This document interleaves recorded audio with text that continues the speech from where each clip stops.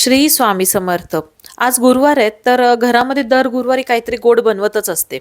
तर त्यामुळे स्वामींना छानसा नैवेद्य आपला दाखवला जातो. आजचा गोड पदार्थ आपण तांदळाची खीर बनवणार होतो, म्हणून मी सकाळी उठल्या उठल्या 4 चमचे तांदूळ आणि काजू बदाम भिजत घातले.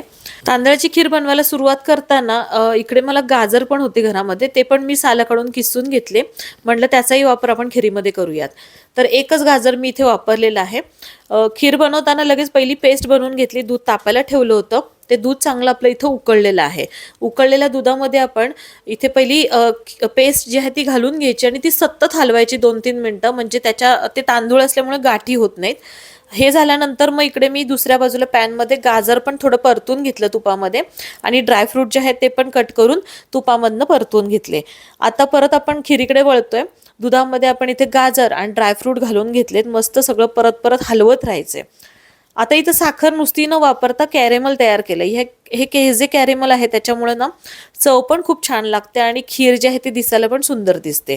कॅरेमल घालताना काळजीपूर्वक घालायचं, एकदम ते अंगावरती वगैरे उडू शकतं. तर हळूहळू थोडंसं ते ॲड केलं आणि सगळी खीर जी आहे परत मिक्स करून घेतली.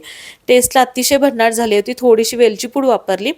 ही खीर गरमही तुम्ही खाऊ शकता किंवा थंडही खाऊ शकता. टेस्टला खरंच खूप छान लागते आणि 2 दिवस आरामात फ्रीजमध्ये टिकते. पदार्थ कसा वाटला हे कळवायला विसरू नका. चॅनलला सबस्क्राईब, लाईक आणि शेअर करा.